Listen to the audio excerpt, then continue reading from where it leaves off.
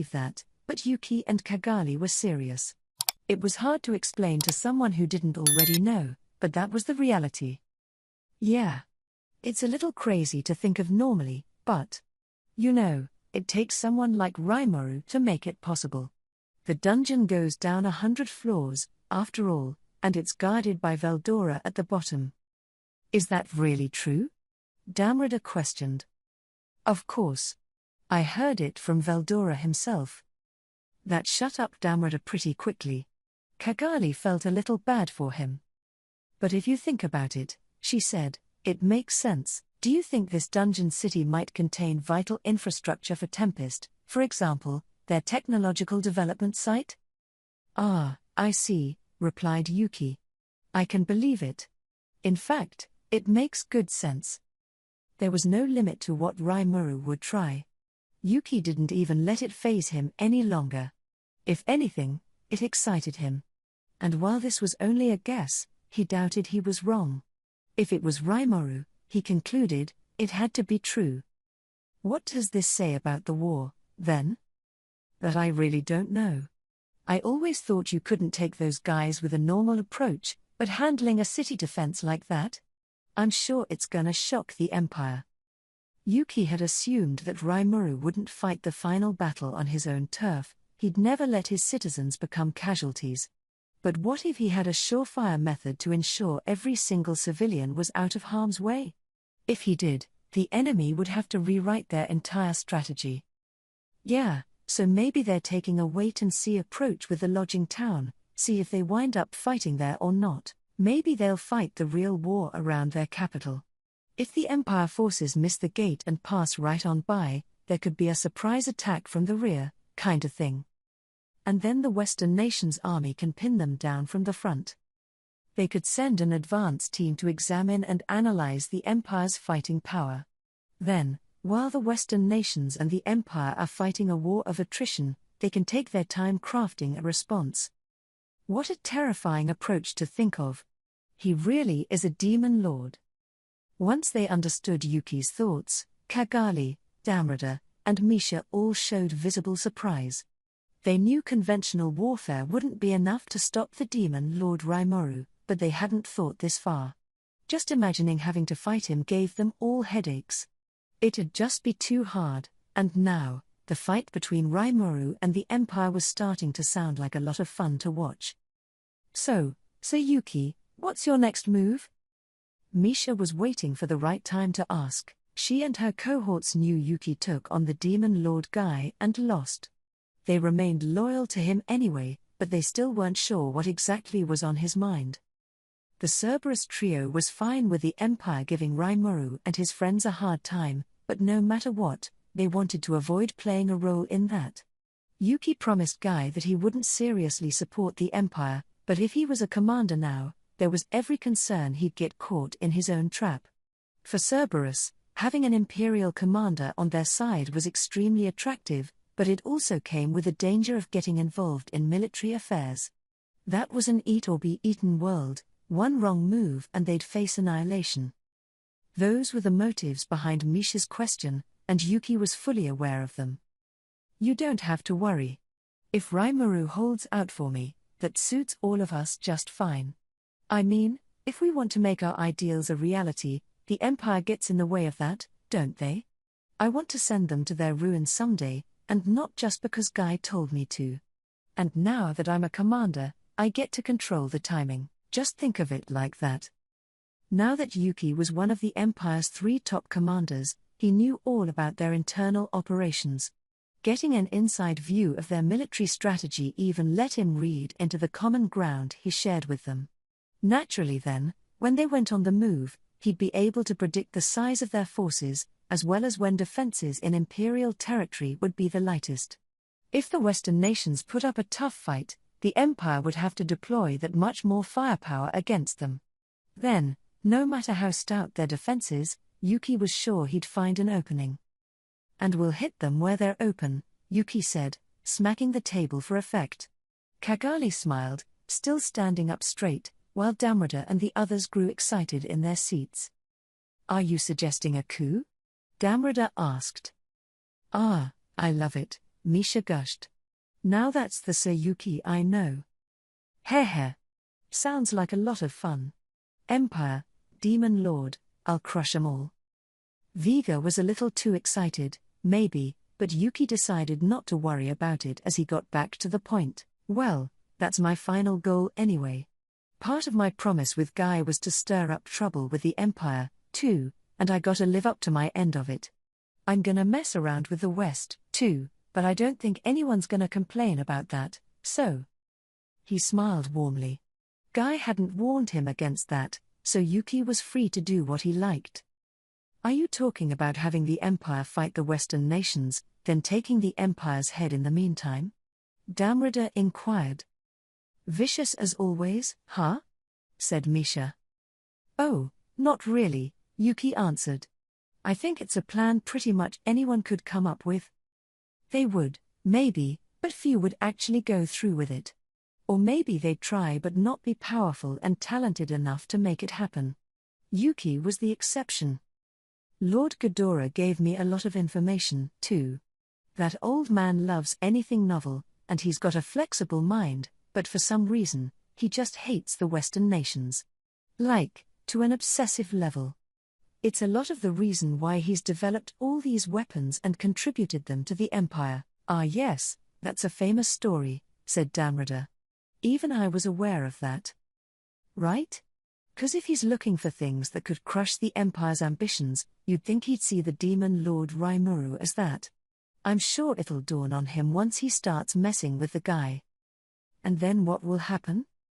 Well, Lord Ghidorah has a ton of influence with the Imperial military, but in terms of actual power, he's got almost none. That's because he's more interested in revenge than anything. So if I can lead him the right way, I think I can pit him against Rimuru himself.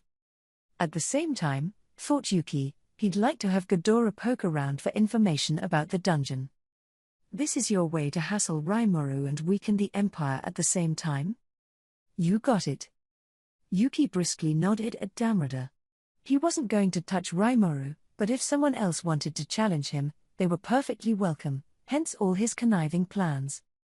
He took this opportunity to discuss his thoughts in more detail. The way I see it, there are 3 people we need to watch out for in the Empire. One of them is Lord Ghidorah himself. Ghidorah was a master sorcerer, a magic-born who had lived for many, many years. People saw him as a mystery figure who knew everything that went on behind the scenes in the imperial capital, and he was also a hero in his own right, one of the few survivors of the previous invasion attempt against Veldora. Who are the other 2? A curious Kagali asked behind Yuki. He gave her a frustrated scowl in response. Well, I don't know much about them yet, exactly. That's why I know there's so much trouble. Even with his extensive intelligence network, Yuki hadn't found these 2. Just hearing that indicated how slippery they were. Are they among the Imperial Guardians' upper ranks? Misha asked, perhaps suspecting something. Yuki gave this a vague consent. There were rumors around military circles that certain Imperial Knights, referred to as the Single Digits, were even stronger than the 3 division commanders. In Yuki's opinion, this was more than just a rumor. He could feel it. Here he was, a full-fledged commander, but his own numerical ranking was still in the double digits.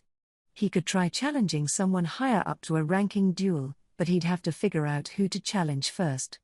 Becoming a single digit required winning a battle staged in front of the Emperor, and even that fact was revealed only to those very close to earning a shot. I'm thinking that I can beat any single digit in the group, but I don't want to reveal my best moves in front of the enemy, so I haven't sent a request to the Emperor yet. Yuki became a commander despite that, thanks to some lucky connections with Lord Ghidorah. Thing is, though, even if you try taking someone on, maybe the real boss will be someone else the whole time, huh? You can't be sure about anything. So what I guess I'm saying is, there's at least 9 people you gotta watch out for, sort of. Viga had a good point. It surprised Yuki as he nodded at him. Yeah, you're right. There's a chance my real nemesis is hidden among those 9. But I can't watch out for someone I've never seen before, you know? So right now, I'm looking closely at someone who's a more public figure than that. Who? Damrada asked. His name's Tatsuya Kondo. He runs the Imperial Information Bureau. Ah yes. He is hard to grasp, isn't he? We know his name and face but nothing else about him, said Misha. It's bizarre. Tatsuya Kondo, as the name suggested, was an otherworlder. Any more personal information than that was a complete unknown. Rumors pegged him as a mysterious figure stalking the halls of information. His rank was first lieutenant, but none of the unit commanders had the right to give him orders. The Imperial Information Bureau, in other words, was higher up the hierarchy than the military itself. Yeah, it's freaky, isn't it? My guess is that he's one of the single digits, too, said Yuki. I see. Put it that way, and it makes sense. Damrada and Kagali deeply nodded. Misha pondered this as well but had no objections. So who do you think the other one is? Vega asked, already sounding disinterested and hoping to hurry Yuki along. Ha ha ha. Patience, okay. The first thing is to meet up with this Tatsuya Kondo. I'll see if I can request a meeting with him. So as for the second person, she's also kinda a mystery. What do you mean by that? Calm down, Vega. Ah. Sorry. The tone of Yuki's voice as he gave Vega a light warning was warm, almost gentle, but it made Vega break into a nervous sweat. It showed, in that moment, just how wide the chasm was between those two. The second person is someone who sits next to the Emperor. I don't know who it is, but she strikes this incredible presence. I can feel her even with the Imperial set of blinds between us. Question mark. Nobody knew who it was, or really, nobody except Yuki even realized someone like that existed. That made the potential danger crystal clear. So there's someone like that, always with the Emperor? Damrada asked, speaking for his companions. I haven't heard anything about it. I didn't think so. She felt so present in the room, but nobody notices her at all. That has to be bad news. The room fell silent for a moment. And you're sure she was there? I haven't even heard rumors of such a figure. Well, look at it another way, if we heard that from anyone except Sayuki, we never would have believed it, right? Yuki smiled at his doubtful underlings. It's no big deal. Just remember, if I attempt to stage a coup in the Empire, those three are probably gonna get in our way. I'll eliminate Lord Ghidorah first, so, Damrada, can you look into Tatsuya Kondo for me? Absolutely. And, Misha, keep up with your current mission. Understood. I will continue engaging the commander of the armored division. What about me? Vega asked. You're going to go undercover in the Magical Beast division. With your muscle, you'll get in the Imperial Guardians in a flash, but whatever you do, don't kill the division commander, all right? Sure. I'll try not to. Vega flashed a ferocious smile, glad to finally be on duty. Is he really gonna be all right? Fretted Yuki, but he decided to trust him anyway. If the leader did get killed, that'd delay the Empire's entire military operation, which was a concern. But Yuki opted not to worry about it unless it happened. The three heads of Cerberus left the chamber, leaving Yuki alone with Kagali. So Yuki, do you think they'll all pull it off? Who knows? I thought I was being pretty careful, and then I caught a tiger named Guy by the tail. I'm not in any position to say this, but I sure hope they can. Damrada was off investigating Tatsuya Kondo. Misha was attempting to inveigle herself with the Magical Beast Division commander. And Vega was about to embark on a standout career in the Composite Division. These were dangerous missions, and they were doing them all for Yuki's sake. As their leader, he'd have to trust in their success, but we finally made it to this point, haven't we? The battle's about to begin. It sure is. It'll be fun to see who wins. As if you can just sit back and watch. Even if you pull off that coup, the hard part comes after that. Yeah. I have Laplace and the gang working on that for me. I got everything covered. The two shared a smile. Their mission wasn't to have the Empire win. The longer they could drag out this upcoming war, the weaker the Empire would become. That's what they wanted, and the fate of Yuki and Kagali's plans rode on whether the ensuing coup attempt succeeded or failed. First, we make the Emperor our puppet and establish a new empire. Then, why don't we forge a peace treaty with the Western nations? And then, we'll have the Emperor assassinated. If the demon Lord Rimuru proved too hard to kill, there was no need to force that. Guy had defeated Yuki fair and square, and with that, Yuki gave up on conquering the world in the short to mid-term time frame, until he had the kind of absolute power he needed. He now realized, trying to get his way with violence was the height of folly. For now, he thought, adding more winning cards to his hand needed to be his focus. And if the war kept raging, and more blood could be shed, then I'll awaken to a true demon lord once more. That's what I'm hoping to hear from ya, Kagali. And by then, I ought to be able to fully use all the new powers I got. Yuki had awoken to an ultimate skill. Already, he could feel his lifespan extending. And now he knew the truth, there were those greater than him, people like the demon lord Guy, ruling over the world with absolute force. Conquering that world without addressing them would be a fantasy. For now, best to slip under Guy's radar and build up force. He'd stir up the empire, keep the war going, and weaken both the East and the West. Once pessimism set in, and everyone was weary of war, if he could take that moment to assassinate the emperor, the world would face an even more appalling age of chaos. They could ride that chaos, he and Kagali, and awaken yet more within themselves, and that, in essence, was the plan. Well, keep being careful, though. Of course, Sir Yuki. Keep being careful. Once more, they looked at each other and smiled. Even two intelligent schemers like them didn't see the dungeon as a very important factor. They just saw it as a neat way for Tempest to hide their top-secret facilities, even a town, for that matter, and they figured bringing it to Lord Ghidorah's attention would be a good way to drive Rimuru nuts. They may be visiting it themselves someday, so they figured it'd be a good idea to have it checked out for clues on how to crack it, but neither of them spent much time thinking about it. Thanks to that, when their dungeon runners came back with a rather unexpected report, Yuki paid it no mind. Upon learning what Yuki showed him, Lord Ghidorah wrenched up his face, deep in thought. Right when it's time to put our empire on the move and defeat the god Luminous, too. With Veldora resurrected, they had to embark on a major rewrite of their plans. That couldn't be avoided. The last time they staged a campaign this large, the Storm Dragon crushed the whole thing. Now, in order to ensure their plan was impenetrable, some wanted to wait until the Storm Dragon fully disappeared from existence.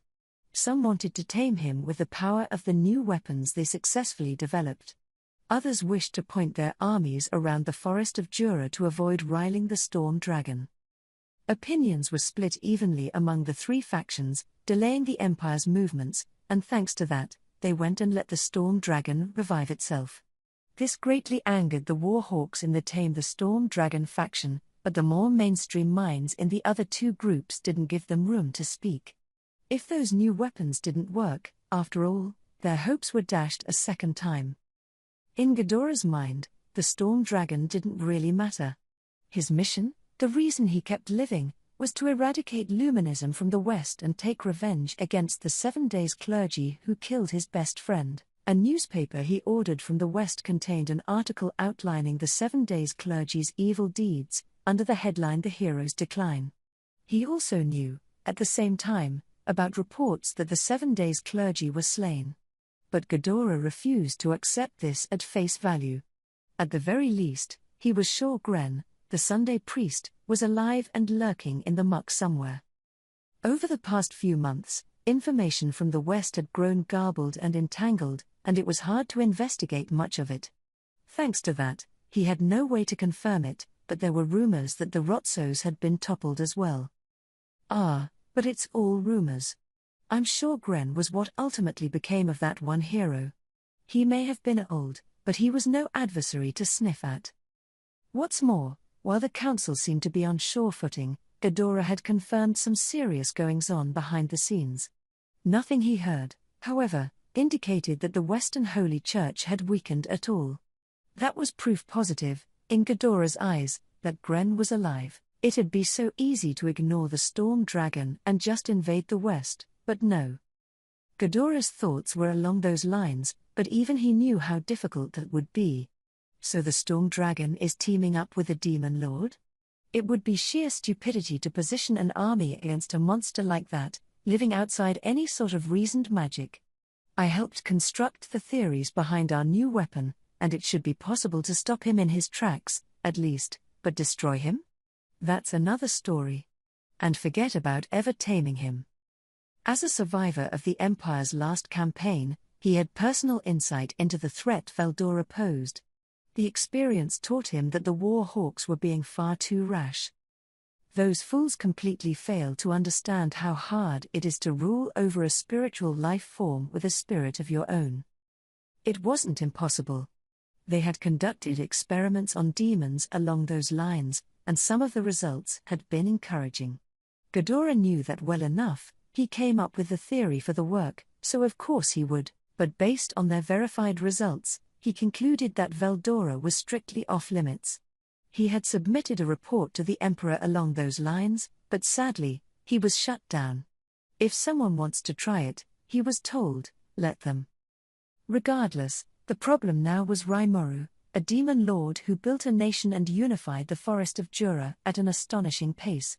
If he had teamed up with a storm dragon, attacking the forest would have been nothing but foolish. If the entirety of the Empire's military were deployed for the effort, that would be one thing, but to make the most effective use of such a force, they'd need to lure the enemy into more advantageous terrain, and that was an impossibility.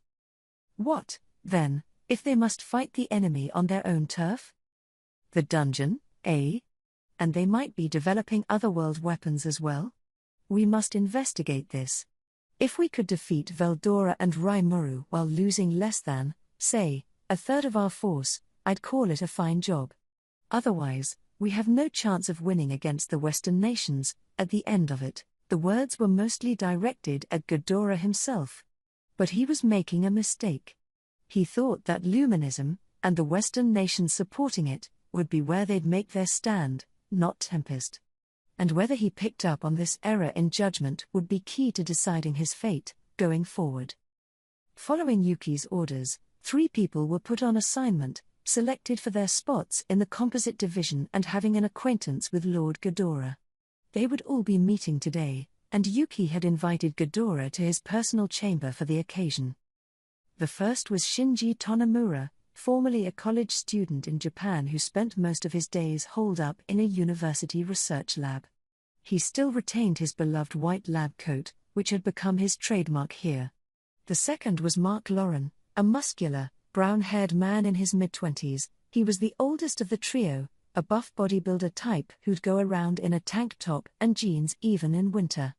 The third was Zen Luxing, young and taciturn. It was hard to gauge his thoughts, but he always did what he was told. His long, braided black hair ran down his back, and he preferred comfortable, traditional Chinese-style clothing, under which, it was said, he hid a litany of assassins' weapons. Shinji had evolved to become the leader of this group, Mark and Zen taking orders from him, and now they stood up straight before Yuki and Ghidorah. "It is an honor to see you after so long," said the dark-haired Shinji, speaking for his group. "Yes, long it certainly has been," said Ghidorah. "And, Mark and Zen, I trust you two are doing well?" "Yeah, really well. Glad you're still okay, too, old man." "I am not feeling that well, my lord." Ghidorah cheerfully smiled at Mark and Zen. "Good. The same as always, then. I understand you're working hard in your squadrons as well. It's quite a relief to hear." Shinji and his friends were otherworlders placed under Yuki's guidance. He provided care for people like them from all over the world. They were sent to the Empire to live, whether they had skills suited for battle or not. There, they'd be received by the Cerberus secret society, and then Lord Ghidorah the sorcerer would see to them. His mission was to gain what otherworld information he could, And if the other worlders had a talent for combat and were interested in pursuing it, Ghidorah would also train them. This was what chiefly constituted the composite division, well-trained otherworlders with a litany of skills. Of course, simply being from another world didn't guarantee you a top officer rank in the Empire. They became excellent soldiers because they knew how to correctly harness their powers, the unique skills they manifested for themselves. And Shinji had used his own unique skill to establish a firm, secure role in the military. Yeah, these three are frontline talents in my composite division. I think they'll be perfect for this new investigation. If you believe so, Sayuki, then I have no complaints. Please, all of you, have a seat. The trio meekly took the austere sorcerer's advice. Ghidorah looked at them, smiling a bit. Seeing these full-fledged soldiers still act so nervous around him was an amusing sight. But he couldn't sit there grinning about it forever. Now, Sayuki, you're going to let me borrow this trio for our investigation? Yeah. I wanted to go there myself, but I can't really show my face around Tempest at the moment, you know? And I'd be anxious about sending just the three of them over, so I was hoping you could oversee them for me, my lord. I had a look at the report you sent. If what's written in there is true, I think we do need to examine this in more detail before launching our full campaign. Ghidorah eyed Yuki, sizing him up and awaiting his reaction. Yuki, aware of this, nodded back. It's all true, every word of it. I'll be briefing all three of you on this in a moment, but this is gonna be kind of a unique mission. Basically, there's this labyrinth I want you to investigate for us. Whoa, hang on. You called us all here for some kinda obstacle course thing. Is that how little you trust us? Even if Lord Ghidorah's enlisting us, I really don't think this is something we need to do before a full-scale military invasion. Mark, the most short-fused of the group, was the first to flare up. This was common enough to see. Yuki encouraged them to ask questions on matters until they had an answer they were satisfied with. Calm down, Mark. This is important. But wait a second, Mark. I'm sure Yuki's got a good reason for this, so let's just hear him out, okay? Shinji said before facing Yuki. Would you mind filling us in, then? Of course, and trust me, once you hear it all, you won't be complaining. So Yuki carefully went over the trio's assignment. Ghidorah had already given his approval beforehand, so he silently listened, making sure there weren't any discrepancies. Shinji and his friends were shocked. Across the force, Yuki had his protégés in place, well-trained and blessed with unique skills, and they had laid low in their respective posts up to now. The idea was that, when the time came, they'd bare their fangs and take over their respective squadrons. Yuki hadn't filled them in on the details, but everyone thought that the moment was near. Shinji and his friends were part of this, and now that Yuki had full control of the composite division, they figured it was just a matter of time before the order came. World conquest. When Yuki first told them about this childish-sounding dream, nobody thought he could actually do it. But as they polished their skills and learned how this new world worked, they all began to think it wasn't so impossible after all. Shinji and his team practically adored him at this point. Everyone was eagerly awaiting the moment, and then this dungeon assignment arrived out of nowhere. The trio couldn't be blamed for their confusion. But as Yuki explained matters, they began to reconsider. Out of all the preparation and investigation they had done for this upcoming war, only the dungeon remained unexplored, and it was likely that some kind of important secret was being hidden in this maze. If word had it that an entire town was hidden deep in its chambers, they weren't going to take that sitting down. I see now. So the Empire can't ignore this dungeon in their operations, huh? And there's a town inside. I'm never gonna believe that until I see it. And we're going to go in there? Shinji's team had to accept it. So that's the long and short of things. You see what I mean now, though? If the Empire's campaign takes it into the Forest of Jura, we're planning to stage our military coup once the front lines are stretched out far enough. When we do, We're hoping to attract as much of the army as we can. The demon lord Rimuru and the storm dragon aren't enough to make the Empire deploy the total brunt of their forces. I want a stronger reason for them to do that. Maybe the labyrinth could be that reason. Or not. If it didn't live up to the hype, Yuki explained, they'd fabricate something else, and with the time that'd buy them, Yuki and his personal team would seize the imperial capital. This came as a surprise to Shinji's trio. They had seen a coup attempt coming, but this was the first time they were let in on the details. Plus, Ghidorah himself was in the room. Wouldn't talking about it right in front of him cause a leak? Why Yuki? Shinji tried to stop him, but Yuki just smiled and waved it off. No, don't worry. Lord Ghidorah knows all about my plans. Huh? Heh. And why wouldn't I? I have a personal obligation to the Emperor, but his empire? That means nothing to me. My mission is to destroy Luminism. I had no idea the demon Lord Luminous led that religion herself. It took me completely by surprise. I have zero interest in Luminism's followers, but I will never rest until I personally take down those who killed my friend. I'd like to begin by taking care of the demon Lord Rimuru. They say he's close friends with Luminous. That is why I'm planning to join you in this labyrinth conquest. Beyond that, Ghidorah said with a crazed grin, he didn't much care what happened. He had, of course, heard the stories about Rimuru. 1 year earlier, the kingdom of Farmus was toppled after it attracted the ire of Veldora. A fit of rage drained the storm dragon's energy and allowed Rimuru to recruit him for his own purposes. Ghidorah didn't know whether this was a master-servant relationship or more of a cooperative arrangement, but the storm dragon had shown no signs of activity since, his massive aura no longer detectable.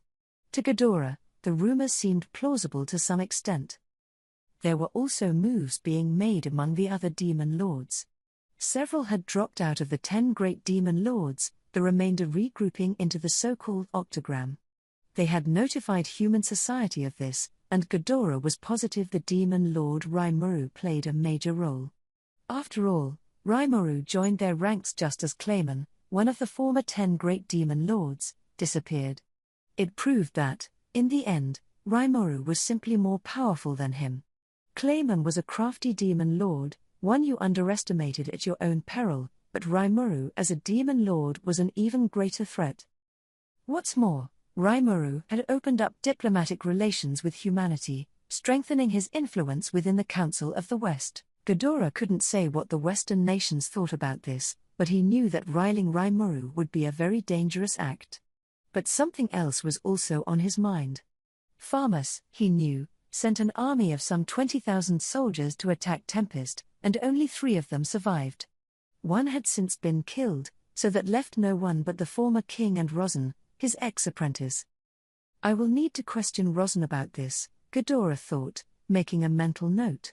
But there still remains far too much that's unclear with this demon Lord Rimuru.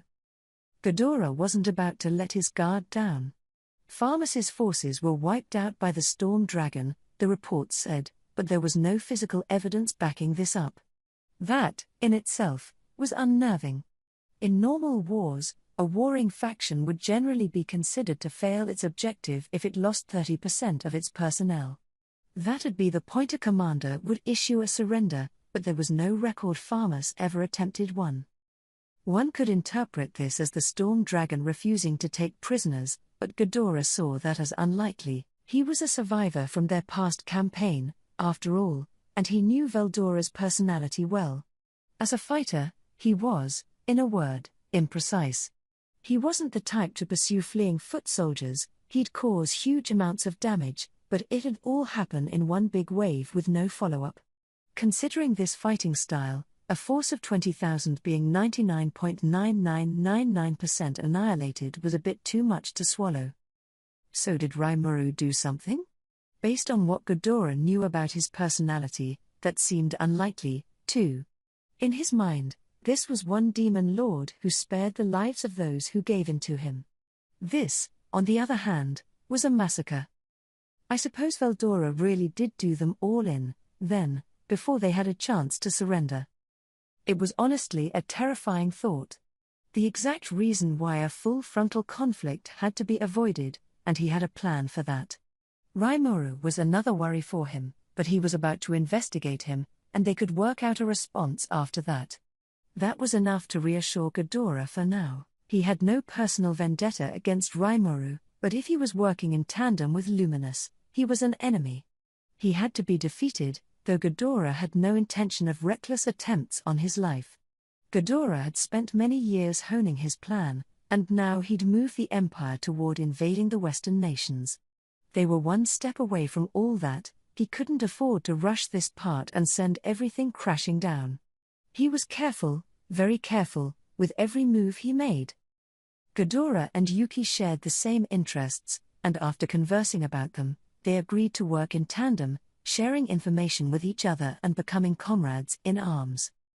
But Shinji was still shocked at how casually Yuki revealed such secrets. He wanted everyone to take a step back, and it was obvious why. Wait. If this goes bad, we could all be rubbed out. Shinji, being no fool, didn't think his group was being trusted that much, but he didn't think they were seen as disposable pawns, either. They were being tested, he believed, and Mark and Zen felt the same way. All right. We'll investigate as best as we can. This'll be fun, old man. And I promise we won't drag you down in there. I'll do my best. This was clearly an important mission. They had to produce results. In fact, as Shinji now realized, producing results was how they'd guarantee their survival. Right. Then let me ask you all, do you know how many demon lords there are? Sure. 8, right? Huh? Weren't there 10? Or did it go up to 11? The lineup changed a year ago, Mark. Ghidorah sighed. Shinji, he said, raising his voice, you need to make sure that Fool receives the right information. Any soldier who can't gather intelligence is going to wind up on the chopping block first. He took a moment to catch his breath.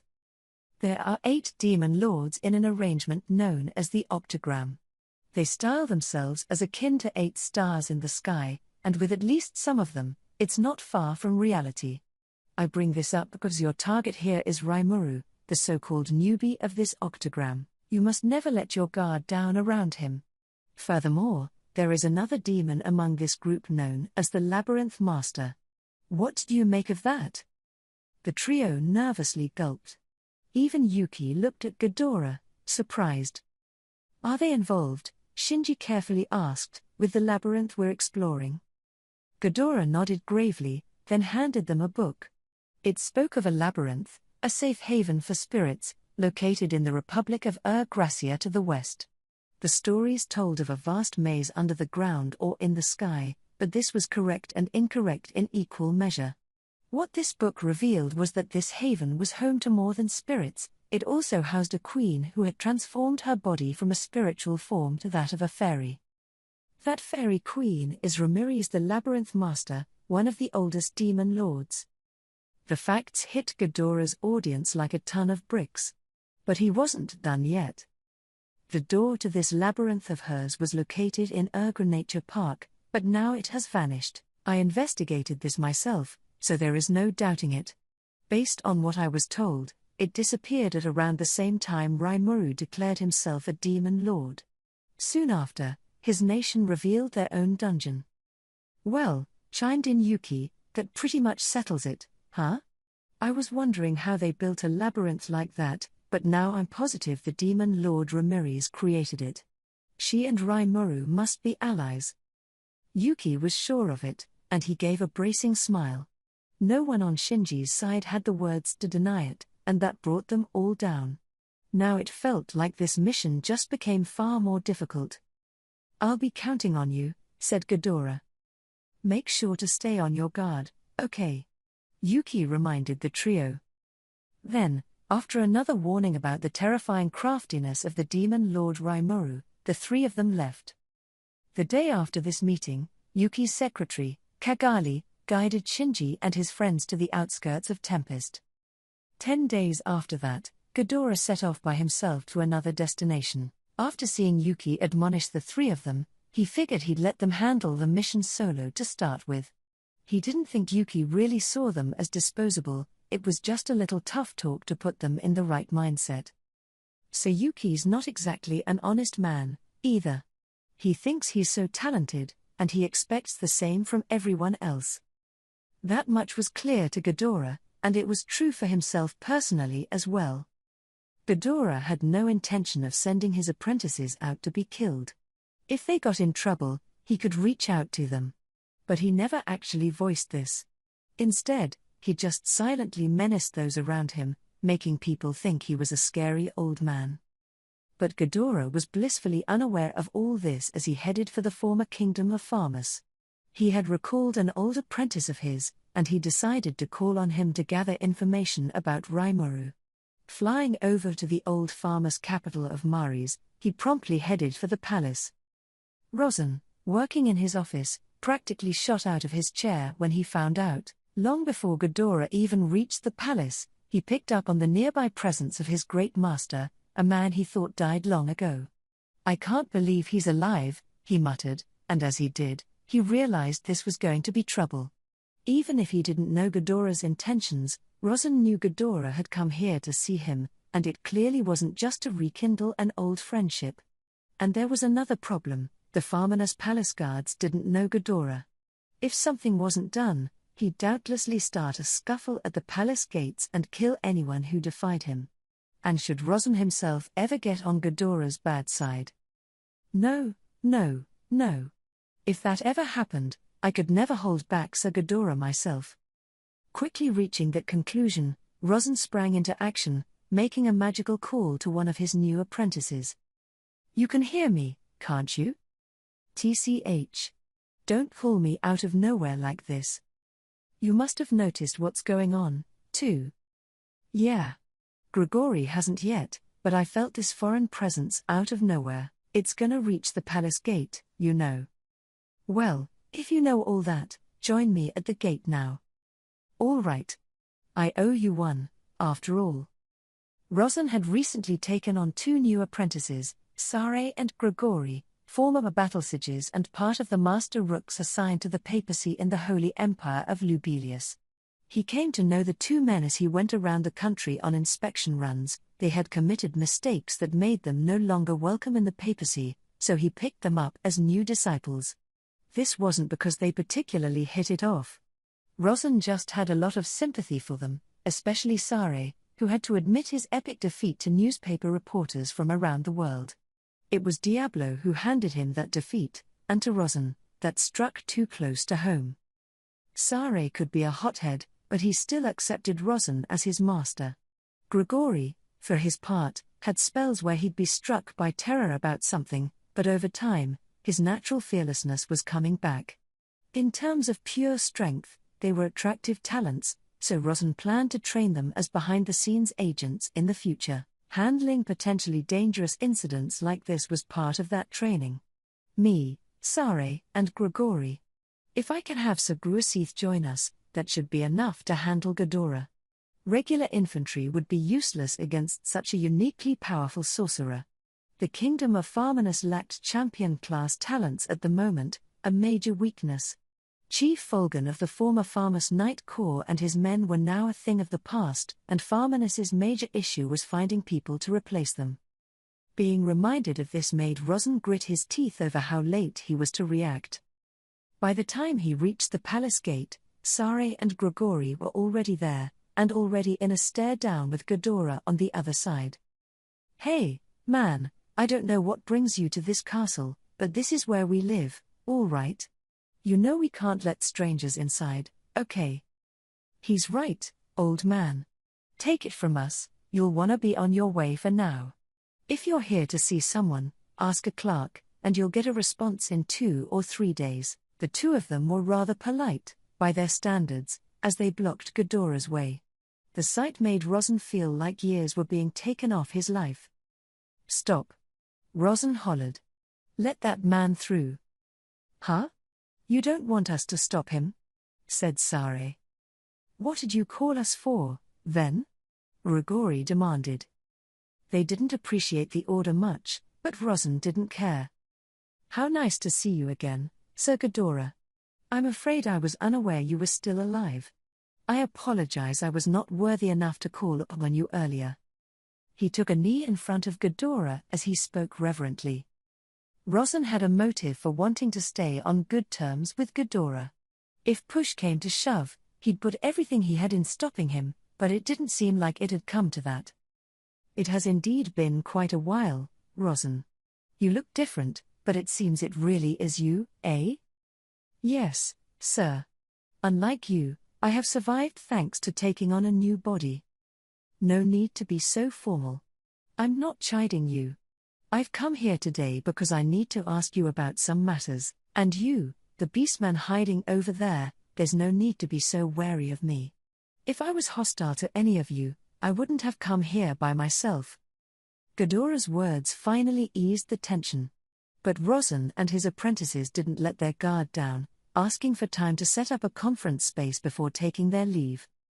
The next day, their conference began at a room inside the palace. The attendees were Yom, Gruasith, and Rosin, with Sare and Grigori standing nearby as Yom's bodyguard detail. Mjurin wanted to join as well but was turned down. She had only just given birth, and Yom insisted she stay in bed and rest. Their newborn was a girl named Meme, cute and resembling Mjurin. Prince Edgar was giving the little one all his doting care. "So, Master, what did you want to ask me about?" said Rosin. Well, before I broach the subject, I'd like to point out a few things first. You, Sare, was it? You seem decently strong, but magic is a weakness of yours, isn't it? Casting magic isn't about memorizing a spell, you know. You must learn how to correctly manage the magic force inside you. And this beastman, Gruasith, as for you. Thus Ghidorah began pointing out the weaknesses of everyone in the room. Gruasith, as he said, needed to learn how to gauge the capabilities of his foes before attacking them. Transforming in front of your enemy, as he sternly put it, is all but ceding the first strike to them. For Yom, while he was more powerful than the average person, by the looks of it, he suggested focusing more on protecting his own body, as over-reliance on his weapons and armor would be his downfall. With Grigori, on the other hand, he struck a bitter tone, simply ordering him to polish his skills more. Finally, Ghidorah's eyes settled upon Rosin. "Rosin, I see you've been quite diligent. Your magic is possession-based, is it not?" "Yes, Master. The secret art of possession, based on the theory behind your mysterious art of reincarnation." A very interesting experiment. Unlike my spell, it doesn't require the target to spend time as a weakened, defenseless child. It is an honor to hear. But it is all pointless unless you make the best use of it. You went through all the effort to seize that body, and you're not extracting everything you can from it. "Yes, Master." Rosin bowed at the advice, breaking into a sweat. This was something he already knew about himself. It forced him to admit that Ghidorah was probably right about everyone in the room. Truly a fearsome figure. In the space of a day, he's perfectly judged every aspect of our abilities. He fell silent, unable to put anything into words. But Sare and Grigori were less appreciative. "Whoa, where do you get off lording it over us like that? How can you take one look at me and spout off all that nonsense?" "Yeah. I owe a great debt to Sir Rosin, but I ain't got no reason to kowtow to his master, too. If you're that confident about yourself, how about you and I have a little lesson together, huh?" Now they were ready to duke it out. Rosin wanted to scream at them to shut up, but seeing the look in his master's eyes, he refrained. To Ghidorah, this much was expected, and he fully anticipated showing off his skills to Sare and Grigori. If so, Rosin thought, perhaps there's still an amicable end to all this. Let's play along with my master. So in a sort of warm-up before the meeting, Ghidorah fought a battle against Sare and Grigori. This was held in the palace's training grounds, and Ghidorah naturally destroyed them. No way. This old man is crazy. He didn't even break a sweat whipping both of us. Ghidorah's overwhelming strength completely smashed their pride as former battle sages. His intention was to show off his might, then used that to smoothen their negotiations, and Sare and Grigori reacted exactly as he had hoped. What happened after that, however, didn't follow the script. "But you're not as good as that demon," said Sare. "That bad, eh? Then again, I'd say that dog I fought is about as strong as you, old man," Grigori added. They had just lost big but seemed oddly accepting of it, and despite seeing Ghidorah's strength, they didn't act too surprised. "As strong as me? And a demon out there is more powerful than me, even?" The unexpected reaction confused Ghidorah, but it didn't seem like Sare and Grigori were being sore losers. They must have really meant it. And Ghidorah wanted to inquire in more detail. "We can discuss this later, Sir Ghidorah. For now, allow me to answer your original questions." But Rosin put a quick end to the proceedings. Returning to the reception room, the meeting was picked up anew. "Man, you really are Rosin's master," a jovial Yom began. "What a monster. I don't think I could ever beat ya." Ruaseeth nodded excitedly. "Yeah, the magic-born Rosin's made a big name for himself around here, but we never hear many stories about his instructor. Mjaran said you crafted a new system of magic theory, and the way you fought, I believe her." Ghidorah's magic was stupendous, as expected. He interfered with the magical energy of his opponents, blocking their spells as he launched two of his own simultaneously, both with punishing force. It was a spectacular feat, one designed to serve as a dazzling demonstration. Sare and Grigori were much more powerful than even a charged-up, ready-to-rock Ruaseeth, and Ghidorah treated them like playthings. There was no doubting his strength. Thus, while Yom and Ruaseeth enjoyed the spectacle, the losers seemed pretty discouraged as they dutifully returned to guard duty. "So," Rosin asked, "what is it that brought you here?" "I wanted to show you my strength to make sure nobody tried pointlessly resisting me. As I believe Rosin knows, my anger is entirely directed at Luminism. I have no interest in anything else, so I cannot bear to have this nation exposed to an imperial invasion and untold casualties." It was an ominous statement despite Ghidorah's casual tone. "Imperial? For real? Come on, man," said Yom. "Don't go barging in here while I'm the king." "You said it. We'd never beat you, and I don't want Njaran or my baby girl exposed to danger," added Ruaseeth. "She's not yours, damn it, get that through your head already. She's my treasure." "Ah, shut up. She's not mine by blood, but she's my daughter. I've decided I'm gonna live like a father from now on." "That's not for you to decide." It was a pretty painful argument, waged between Yom and Ruaseeth. Rosin cleared his throat to shut them up. "Right. Now I see, Sir Ghidorah, why you came here. You'd like Farminus to switch sides to the Empire, in exchange for not being touched during the war." "Quite so. You know perfectly well how powerful the Empire is, I imagine.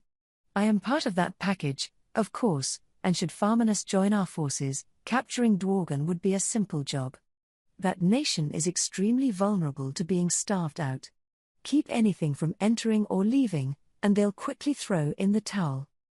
Of course, that would only work if something was done about Tempest." Rosin was quick to point that out. "I'm afraid, Sir Ghidorah, that is not possible. A railroad has been built between the Dwarven Kingdom and Tempest that allows for high-speed transport. Even if we halted all food exports today, they can supply themselves well enough via that route. And that's why I'm asking you to betray them. Tempest itself is not terribly self-sufficient food-wise, either. What you grow here could." "Sir Ghidorah?" Rosin interrupted Ghidorah, as rude as he knew it was. He had realized Ghidorah was relying on outdated information, he wasn't keeping up with the times. World trends were operating much faster than they used to. If they turned traitor to the Western nations at this point, they'd be banned from the world economy, and that would spell doom for their kingdom. Even if the Empire offered them protection and generous support, they couldn't expect as much luxury as they enjoyed at present. That was how much Farminus was now influenced by the West, or really, by Tempest. "I see," Ghidorah said after Rosin explained all this. I was aware, although I wanted to hear about it straight from the horse's mouth. But you truly think the Demon Lord Rimuru doesn't fear the Imperial force? I suppose, of course, that he could even defeat an army of angels with his power, but it would cause untold damage to everything he has built up. The Empire has been considering a train system of its own, but we've taken a wait-and-see approach for just that reason. That was how he responded to the news of a rail network linking the world's bigger cities. So Rimuru, I assure you, is not afraid of collateral damage. Nah, not at all. The guy hates losing people, but anything else, I don't think he really cares that much. Yeah. And hell, maybe he likes it. It gives people more work to do. Rosin, Gruasith, and Yom all lobbed out their opinions. Yom's words, in particular, had real weight behind them. People find happiness in being relied upon, they want to use their skills to help others out. If there's no work and nothing to do all day, that'd take the wind out of anyone's sails. Some of them might turn to crime. It was thus the job of a leader, or employer, to find new work for them. Once all this construction work is wrapped up in each country, that'll just leave repair and maintenance. My pal Rimuru's been fretting over what he's gonna do after that. We were drinking together a while back, and he was all like, oh, I wanna do this, I wanna do that, but our technical skills aren't keeping up. And if the angels attack at a time like that, it'll breed a huge demand for rebuilding and recovery. I bet Rimuru'd act pretty pissed off about it, but maybe he'd actually be glad, deep down. Even Gruasith was agreeing with Yom. Sare and Grigori looked exasperated, but they didn't seem eager to refute them. But even if he's a demon lord, if he starts meddling too much in the human territories of the West, the Rotsos won't take that sitting down, will they? Rosin's story was generally a match with the information Ghidorah assembled, but some pieces of the puzzle were still missing. Ghidorah wanted to use this occasion to milk Rosin for as much intelligence as he had. The Rotsos wouldn't wait for things to unfold, they'd take action to protect their investments. If economics get involved, Ghidorah reasoned, they'd engage in non-military sabotage to get their way. His question for Rosin, of course, was framed so he could learn as much as possible about the Rotsos' current state. Rosin, correctly reading this, gave Ghidorah what he wanted.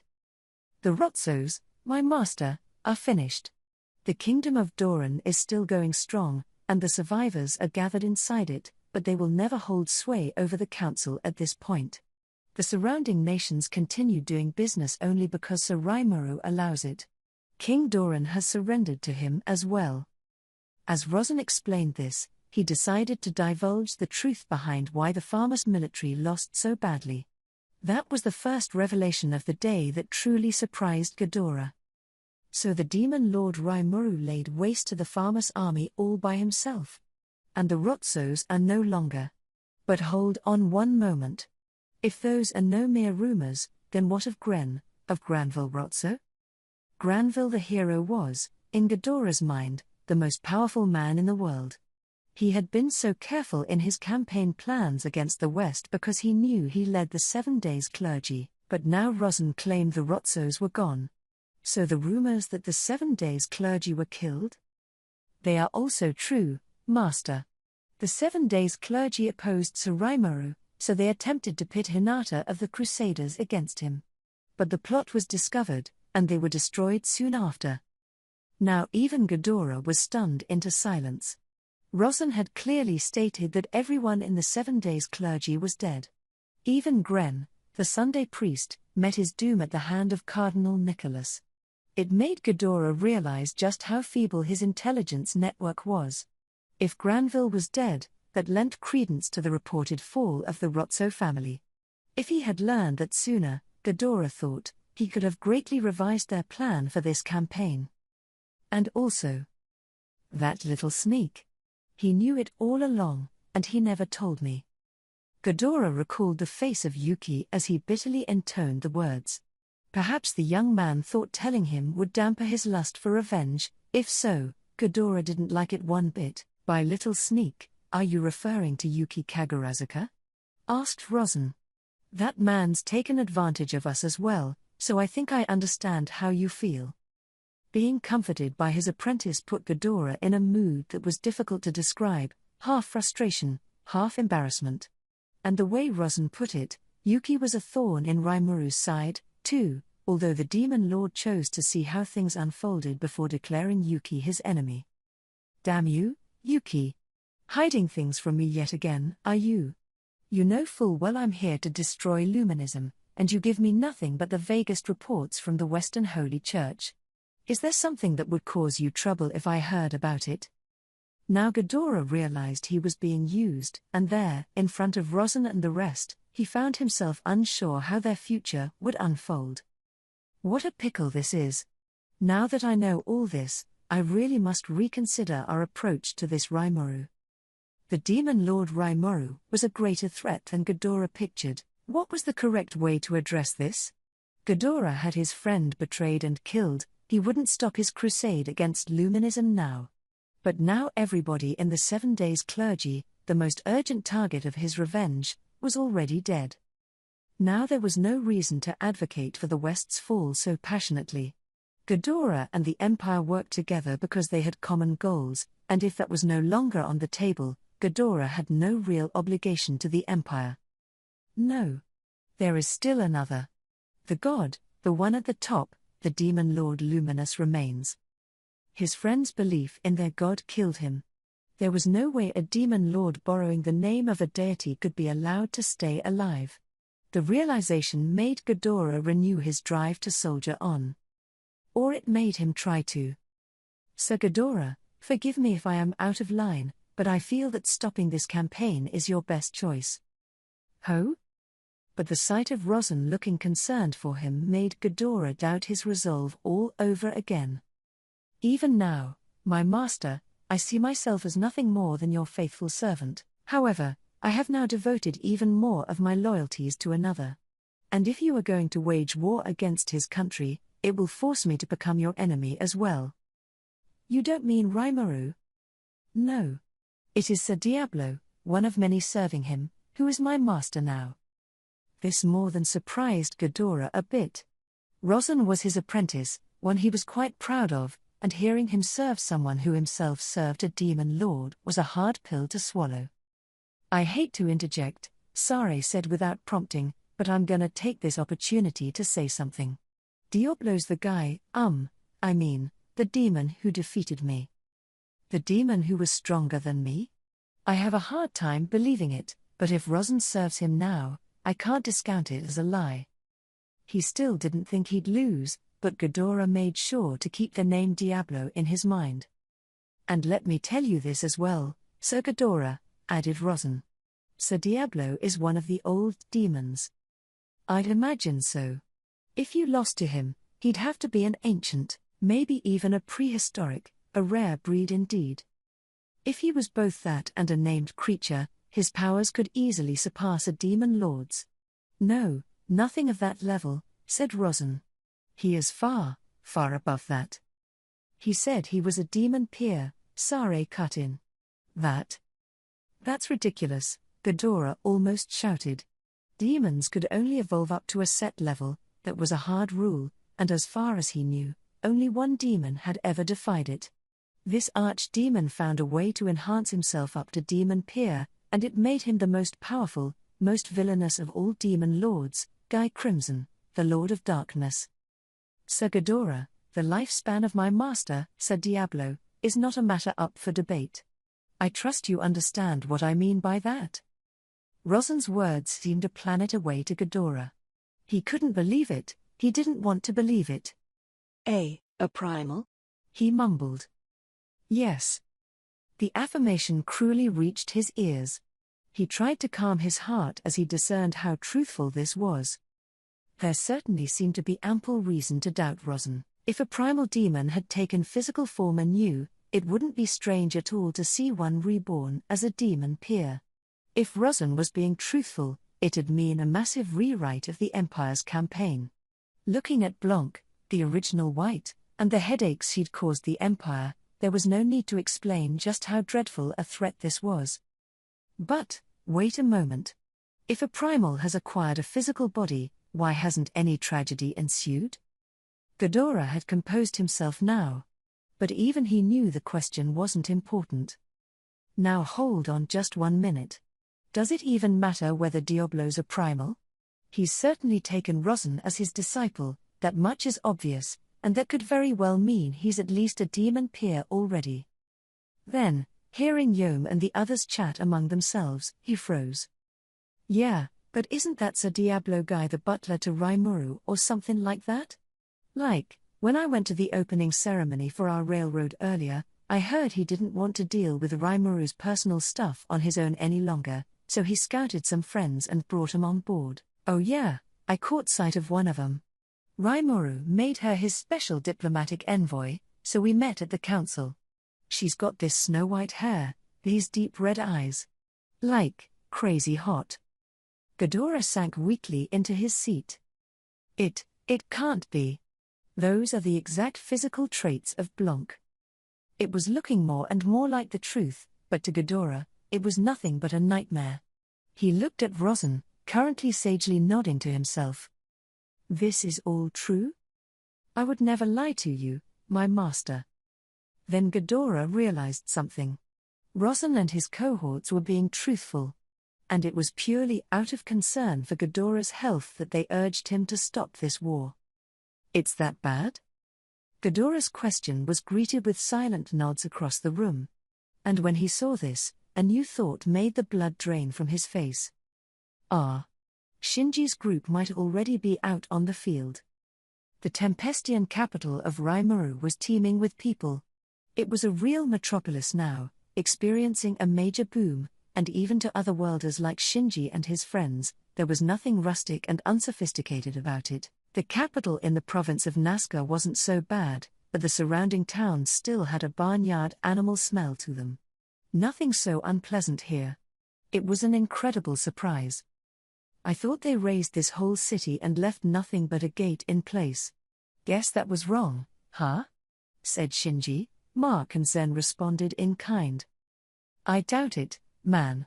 Maybe they can flip it on or off, or maybe our agents saw an illusion or something. We must remain on guard. The trio looked at one another and braced themselves once more.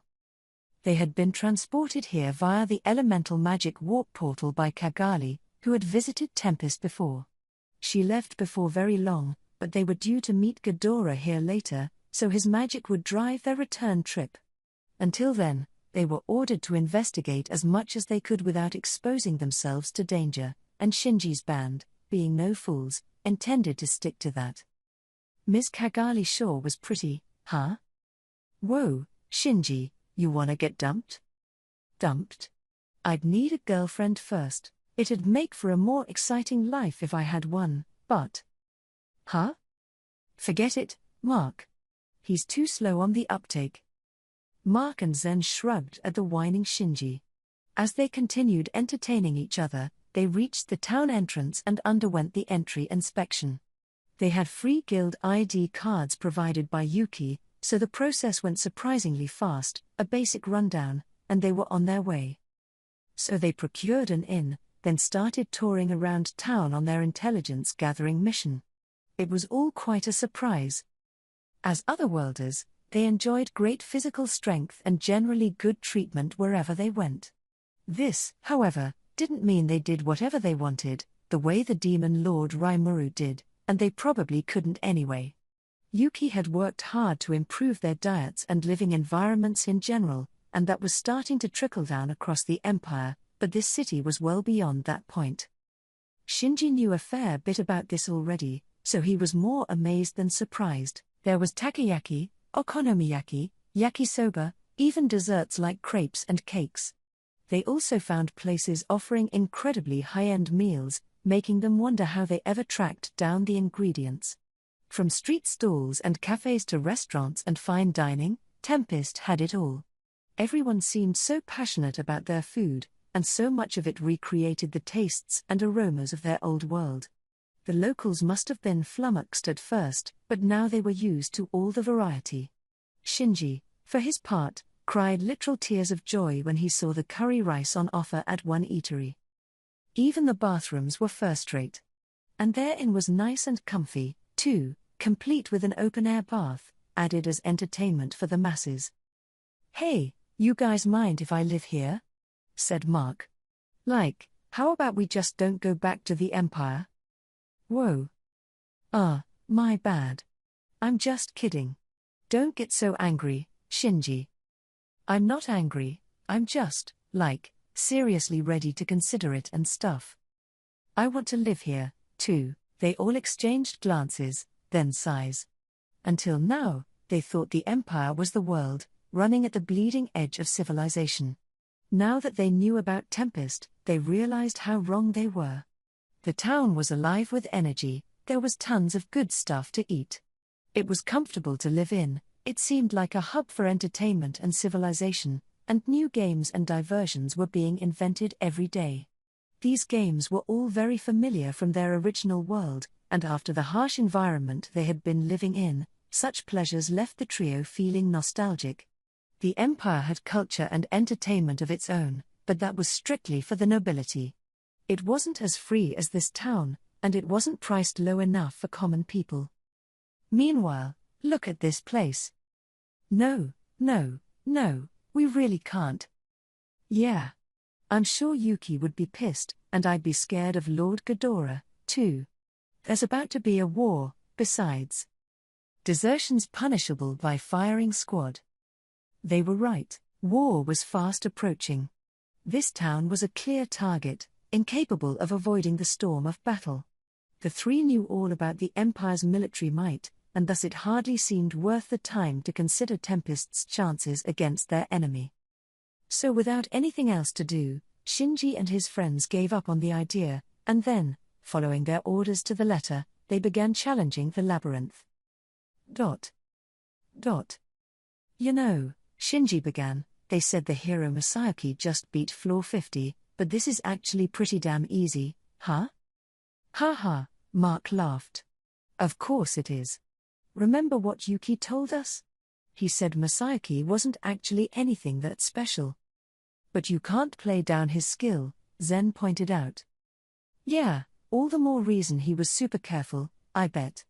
It took him over half a year, after all.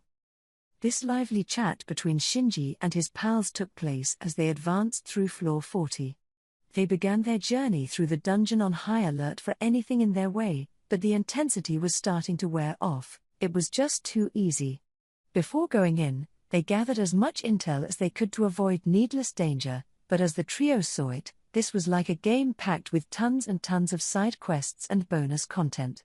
Zen grew up without much in the way of video games, but Shinji and Mark were hardcore gamers. Shinji was a big fan of RPGs in particular, finding time between research stints in college to play through the big franchise titles.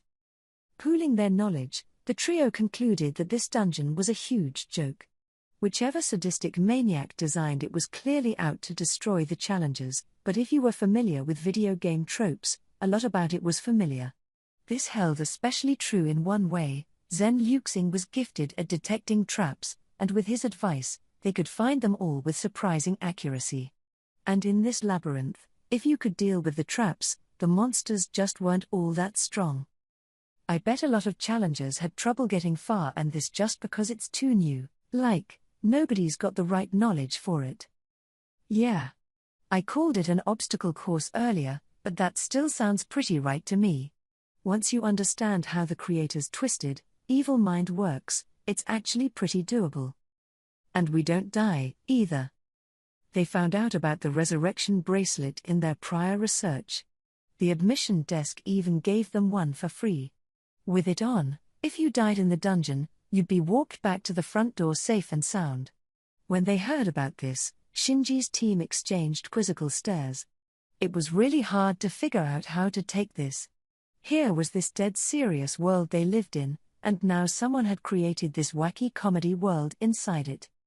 Now the main issue they faced was not knowing just how deep the dungeon went. They could keep advancing all they wanted, but they could only hold so much food at once. Shinji wasn't sure how best to prepare for this, but over at admission, the guy at the desk told them about something unexpected. Oh yeah, no worries about that. When you reach a stairway, you'll see an entrance to the inn. It'll cost you money, but you can stay in there all you want. You actually don't have to worry about food that much, either. So Rimuru said all refreshments are under 300 yen, his words, not mine. I dunno what he meant by yen, but I'm sure it's something important, you know? Oh, and there are merchant traders stationed at the inn, too, and they'll buy anything you find but don't need. They literally thought of everything.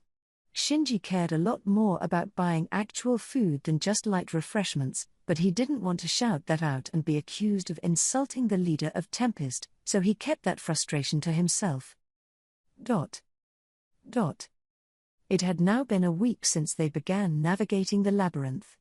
The three of them were at a room in the inn, relaxing as they gazed at the booty they won. You know, is it me, or are we making a ton of money the past few days? And this inn's supposed to be a bare-bones joint, but it's actually pretty nice, cheap, too. And the money from the equipment we don't need has to be really adding up now, huh? Mark was clearly enjoying himself. Zen lifted his head up a bit at this, a little curious. Shinji, in response, took a roll of gold coins out of his bag, their golden shine attracting the eyes of everyone in the room.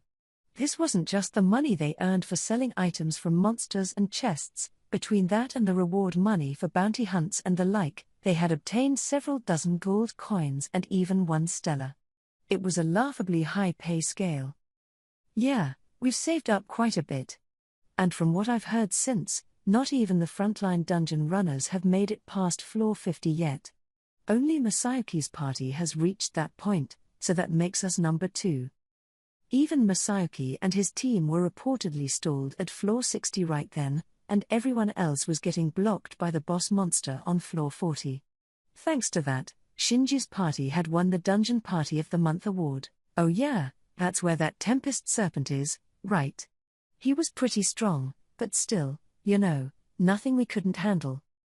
The Tempest Serpent was an A- foe in rank, one that'd give even seasoned adventurers fits. Its dangerous ranged breath attack was a menace in cramped quarters. There was nowhere to run, so you had to face up to the monster, but the snake's body was tough as metal, and if he coiled it around you, it was all over. You'd normally want to be on high guard against it, but Shinji's team managed to defeat it without too much of a fuss. What amazed them wasn't the monster's strength but what they obtained after defeating him. So what's with this weapon? The one with a slot in it? Because it got appraised for this crazy high price. So high, Shinji noted, that he was too afraid to sell it. These weapons with slots began to appear around floor 40, and they were like nothing they had seen in the Empire, so Shinji's party couldn't understand the premium. They could sell them for a high price, but they honestly weren't sure whether they should. These recessed slots, though.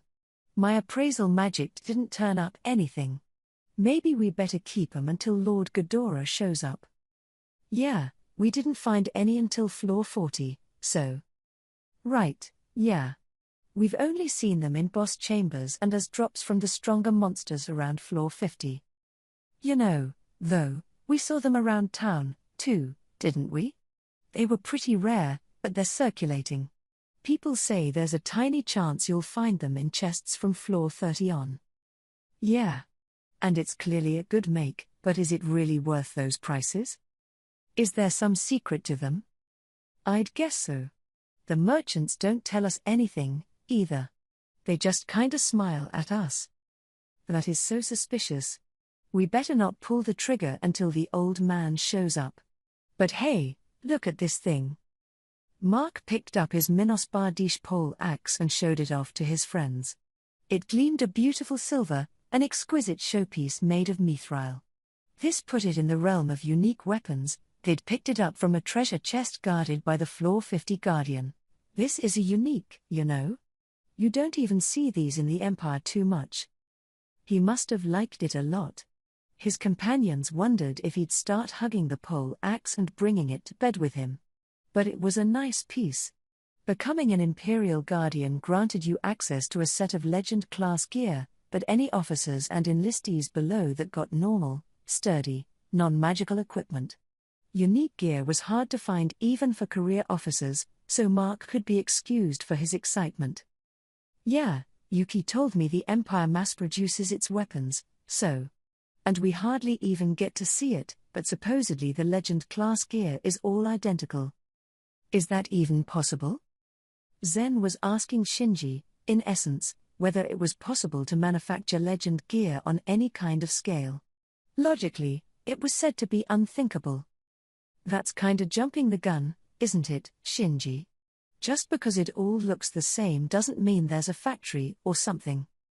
Mark laughed off Shinji's idea, perhaps a bit miffed the subject was turning away from his new prize. If there was a factory, he thought it'd lower the value of the unique in his hand. Well, you couldn't manufacture these any normal way. Lord Ghidorah told us how hard it is to produce a lot of magisteel at once, even. But if you can keep things under the right conditions, it's not impossible. The right conditions? Yeah. Basically, you need someplace with a super high concentration of magicules. Like, enough that it'd instantly kill most people. Even if you're B rank, it'd kill you given enough time. If you're above an A rank, all it'll do is make you really sick. So if you can put a sword or armor in there for a long time, like hundreds or thousands of years, those are the right conditions to make it evolve. Then, once the equipment finds an owner it accepts, it'll start doing its own unique evolution. Oh, like you'll find that kind of place. Yeah, I doubt you would, either. Right? But Yuki and Lord Ghidorah said they exist. Okay. But so what if it's just possible? Well, I'm starting to wonder if this Bardiche was mass-produced, too.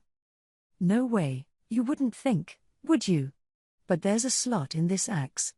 Have you ever seen one of these out in the wild? No. What's with that anyway? It's a pretty weapon. Kind of eerily shaped, but... Shinji wasn't out to complain. He wasn't jealous of the overjoyed Mark. Neither he nor Zen could wield large weapons the size of Bardiches anyway. But the way they're just giving these weapons away to people. Is it me, or is this nation more insanely powerful than we thought? Mark and Zen fell silent. They were feeling the same way. After he won that Minos Bardiche, Mark was even worried they'd confiscate it at the front counter. They knew the rules dictated that anything you found in the labyrinth belonged to the challenger, but a weapon this strong? Would a nation really allow you to waltz out the door with it? If Tempest took it away, Mark and his friends were prepared to accept that. They were beholden to Tempest at the moment, and they had to respect the nation's decisions. That's something that applied anywhere. Besides, they were technically spies, and no spy would go out of their way to stir up trouble. But the reception they got was beyond any expectation. All the employees in the front desk area applauded them, shouting congratulations. In unison. Even more astoundingly, they gave the party another cash bonus. The party didn't really need any more evidence by this point. Tempest really was a crazy land. And even outside of the weapons, this whole nation's nuts, isn't it? It's a shock. I mean, we could earn a ton more money just beating this dungeon, and it'd be more fun that way, too. Like, do we really stand to lose anything? If you're a wimp, it'd be hard to make a living off this, but with us. No, Mark. Remember what Zen said about desertion? Firing squad. Right, yeah, there is that. But still, I think it'd be so much more fun to live here. Shinji and Zen nodded at Mark's words. But reality didn't work that way. It was certainly an inviting idea, but they couldn't go pursuing this pipe dream all day, and the war's gonna wreck this place anyway. Yeah. I mean, if Tempest does win, I'll gladly switch sides. But what kinda nation's gonna accept a deserter and a traitor, I don't want to lose everything. They all sighed, figuratively abandoning their sweet dreams. It was time to mentally switch gears, and soon, their thoughts shifted to the next day's dungeon hacking. Okay, so we're gonna head for floor 51 tomorrow. That point on, people call the Haven of the Dead. Mark's Minos Bardiche is made from mithril with a holy attribute, so it ought to perform well against undead and ghosts and stuff. Yeah, That's the other weird thing, you know? This whole place really is set up like a video game. Like, having the boss guard the one key thing for tackling the next section. And the challenge amps up step by step. Shinji picked up on this as well. He was the biggest RPG player in the group, so it occurred to him long before anyone brought it up. But he tried to banish the thought. It was just too creepy, because a lot of it was so familiar. And if anything, the boss monsters stationed every 10th level were getting harder way fast. First was the B-rank Black Spider, then the B+ Evil Centipede. Floor 30 featured the B+ Ogre Lord leading a small force of minions working together, making it more than a test of brute strength. This was a choke point for many parties. Floor 40 had an A- Tempest Serpent, and finally, Floor 50 had Bovix, a talking magic-born toroid. By this point, you were now talking about monsters who maybe showed up once every 100 years, a hazard, to use the danger level Yuki devised, which made it an A ranker. Certainly, Bovix was a menace, the kind of magic-born you'd expect to be serving a demon lord, and while Shinji's team had trouble, they still beat him. If they were really serious, chances were just one of them could have done it. Besides, since you didn't die in the labyrinth, you had the freedom to try some pretty reckless tactics. Right, if a monster that class is guarding floor 50, I can only guess that the next one's gonna be that much stronger. Might even be the last battle. Mark agreed with Shinji, Zen brooding hard over the future. Things had gone smoothly up to now, but all three agreed that it'd turn into an uphill battle pretty quick. I think Mark's gonna remain the key to our offense. You got a unique with special buffs, so let's just see how far it'll take us. Yeah. And I don't think you can collect many more monsters this powerful, either.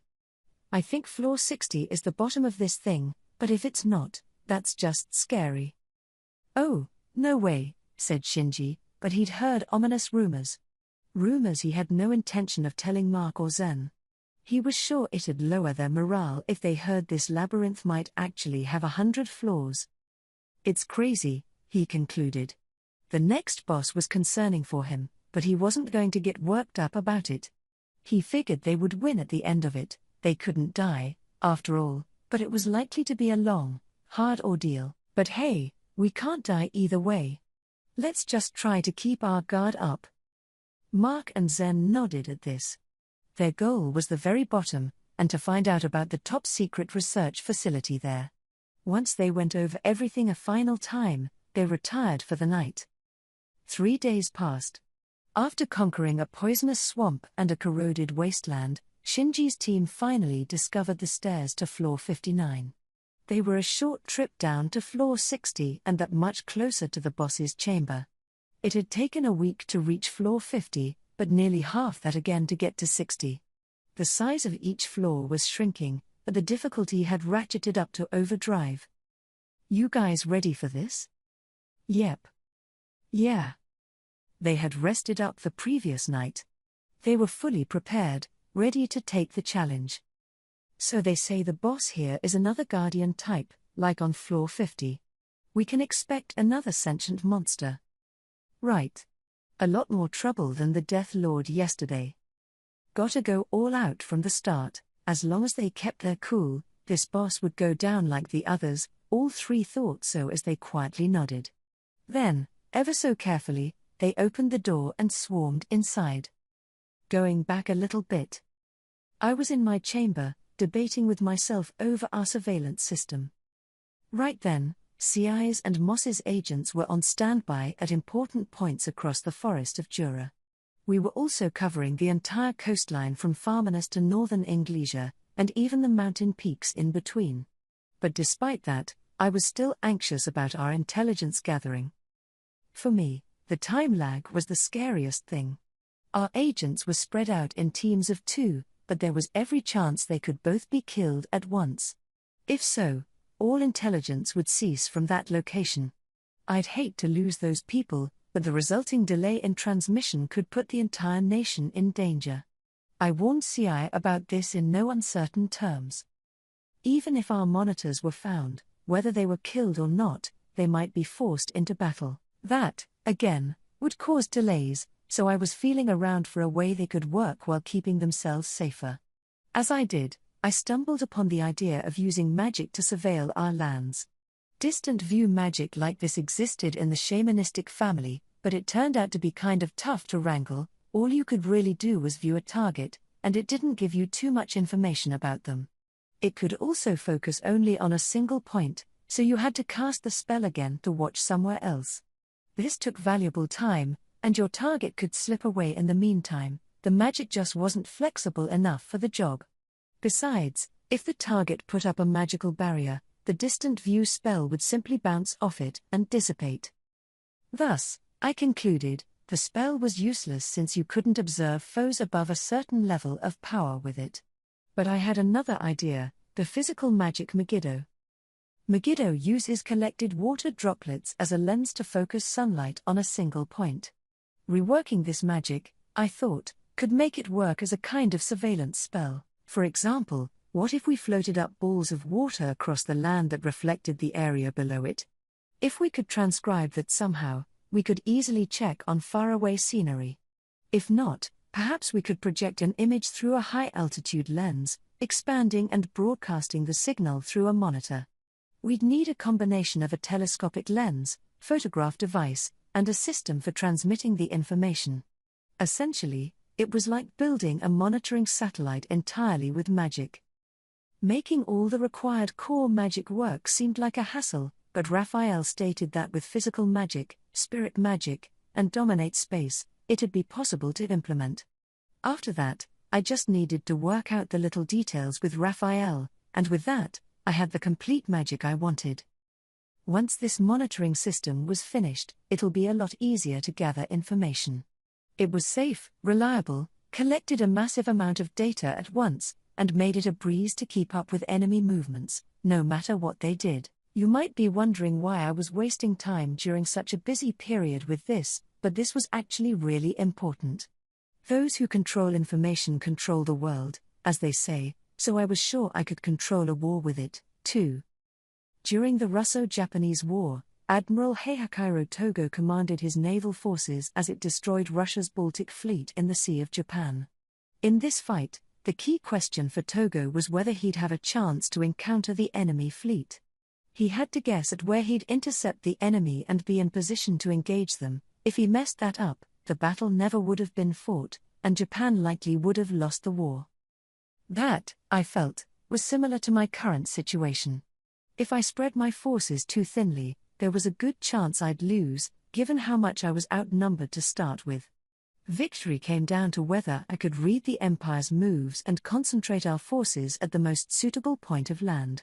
Meanwhile, if the Empire spread itself too thin, I could work out my plans in further detail and destroy every pocket of resistance. But if I wanted to work the battle to my advantage like that, and, most of all, if I wanted to be sure of victory, I absolutely had to complete this monitoring magic. Which, I tried to build up the drama there, but we actually had a test setup already complete. What I was asking Raphael for now was extra frills, the little things that'd make it easier to use. What? Why don't I do it myself? Don't be silly. Raphael is my skill, so by anybody's definition, I'm putting in all the hard work. You know what? If you put it that way, I think I've been overworking myself a little. I think I'll take a quick rest to soothe my fatigue. I had my first cupful of Shuna's tea in a while, savoring the moment. As I relaxed, wondering if I should give my completed monitoring magic a shot. "Sir Rimuru, I have an urgent report for you." Beretta's strained voice came in through a thought communication. Dot. He had quite a surprise for me. It turned out a second party had made it past floor 50. The first one, it goes without saying, was led by Masayuki. They were taking a break from the dungeon as we prepared for war, but they made it as far as floor 59, and thanks to them, our labyrinth was running a brisk business. Tons of challengers used our services on a daily basis, filling up our coffers, and they got a lot out of it, too, of course. Over the past year, our regular customers had really been stepping up their game. Little by little, we had begun to see more people take on levels in the 30s. Some were coming up with strategies that took advantage of the no-death rule, such as zombie attacks, continually dying and coming back to fight the enemy again, and sacrifice runs, leaving someone behind to get preyed upon as the rest of the party forged onward. Once you were into the 30s, though, you had more than just unfamiliar insta-kill traps to deal with. The monsters there began working in teams, and gimmicky tactics weren't as effective any longer. But some of our dungeon runners really were up to the challenge. Parties taking a strictly conventional approach still struggled to keep up, but they were honing their skills, and their equipment was improving by leaps and bounds, too. That, in turn, helped to strengthen them further. It's funny what your body can get used to. Some runners began to develop instincts for traps, dodging them no matter how vicious they were. Thanks to all that, the front-running parties had started reaching the boss monster on floor 40, but as of now, that was the last stop for most. The monster they faced there was a Tempest Serpent, an A- creature. This was the very same black snake I first ran into way back when, packing an effective breath attack that just annihilated parties. Many of them got destroyed, lost all their equipment, and tearfully trudged into the shops to buy more. We'd be kind enough to lend them Tempest brand equipment and the like, on a you break it, you bought it policy, of course, and that turned into another nice income stream. So yeah, thanks, Black Snake. That little reptile was great for shaking our challengers down for all the profit they made up to that point. He was such a wonderful, reliable, money-making guardian for us, but oh, death should not have taken the Black Snake. That, and even our guardian on floor 50 got done in. With Masayuki's party, we were admittedly cheating a little bit, so this new party must have been real legit. We had to award them the bounty as well, but it was more than worth it for all the free advertising. The entire labyrinth lit up again upon the birth of a new set of heroes, and now things seemed busier than ever before. Floor 50 was defended by a pair of sentient magic-born, Bovix the Tauroid and Equix the Equinoid, who took turns serving as the boss. I ordered them to the job, and neither was a pushover at all, so seeing someone pull off the upset amazed me. After all, if nobody was around to challenge them, they usually sparred each other, helping add more creativity to their battle approach. I was witnessing some real intelligent strategy in their fights now. They weren't just big brutes any longer. What's more, they had become best friends, no longer snapping at each other all the time. This second party's success reminded me that I put a frankly pretty awesome prize in place for beating floor 50. You only got it the first time you beat the boss, but it was a guaranteed drop from the treasure chest, one item, picked at random, from the unique class Minos series. I named this after the mythical labyrinth guarding Minotaur, and they were both completely insane looking and stupidly powerful. In the weapons department, we offered the Minos Bardiche and the Minos Trident. There was no shield, and armor filled out the rest of the list. I figured it'd be a while longer before someone made it this far, so I don't think I had more than, 10 complete sets made yet, but this was definitely top-of-the-line gear, a team effort crafted by the best of Kurobei's apprentices. Losing one of them was a problem, but what impressed me more was this party's fighting skill. Bovix and Equix got a lot stronger when I named them, and if they managed to beat one of them, I'd honestly want to recruit them for our nation. If they said no, well, they might be our enemy someday, and that would kinda suck, so I planned to keep them under surveillance. That was why I left instructions to inform me immediately if Bovix or Equix ate it, and that's what I got from Beretta just then. Who are they? The winning team is a party of 3 people, all possessing unique skills. Maybe I know them? It turns out I didn't.